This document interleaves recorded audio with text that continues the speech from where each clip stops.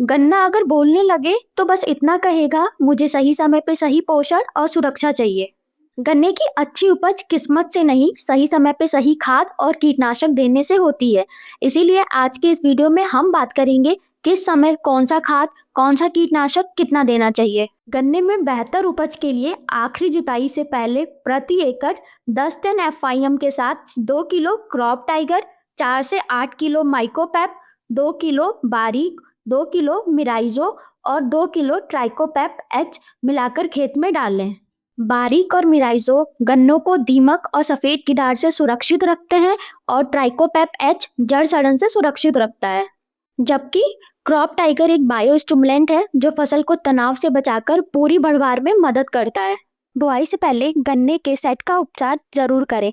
इसके लिए आप टोसन 70 250 ग्राम 100 लीटर पानी में घोलकर सेट को 10 मिनट के लिए डुबोएं, या फिर लिक्विड ट्राइकोपैप एच 5 से 10 ml 15 लीटर पानी में घोलकर सेट को 10 मिनट के लिए डुबोएं, जिससे लाल सड़न, सेट रॉट और पत्ती धब्बा जैसे रोगों से सुरक्षा मिलती है।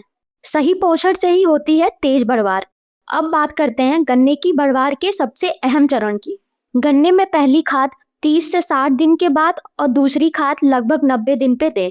इस समय 100 किलो एफवाईएम में 4 से 8 किलो माइकोपैप, 1 से 2 किलो प्रिशा, 1 से 2 किलो क्रिशा और 1 से 2 लीटर ओजीटो अच्छी तरह से मिलाकर खेत में डालें।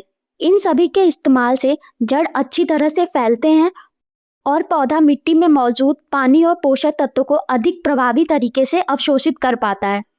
फास्फोरस, पोटास और नाइट्रोजन जैविक रूप से उपलब्ध होने से पत्तियों में प्रकाश संश्लेषण अच्छा होता है। इससे पौधे में ऊर्जा का निर्माण सही ढंग से होता है, बढ़वार अच्छी होती है और अंत में उत्पादन और गुणवत्ता दोनों में सुधार दिखाई देता है। साथ ही जब फसल 45 से 90 दिनों की हो जाए तो बियानी का छिड़काव करें।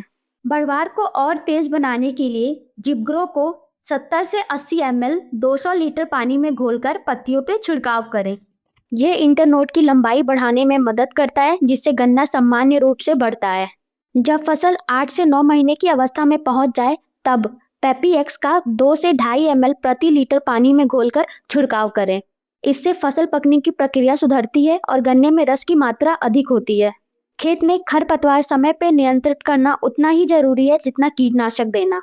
बुआई के 3 से 4 दिन बाद प्री इमर्जेंस के रूप में बिरौनी का 800 ग्राम प्रति एकड़ छिड़काव करें, जिससे शुरुआती खरपतवार उगने से पहले ही रुक जाते हैं। इसके बाद करीब 30 दिन पर जब चौड़ी पत्ती वाली खरपतवार दिखाई देने लगे तो पोस्ट इमरजेंस में सुभांग का 400 से 800 मिलीलीटर प्रति एकड़ उपयोग करें।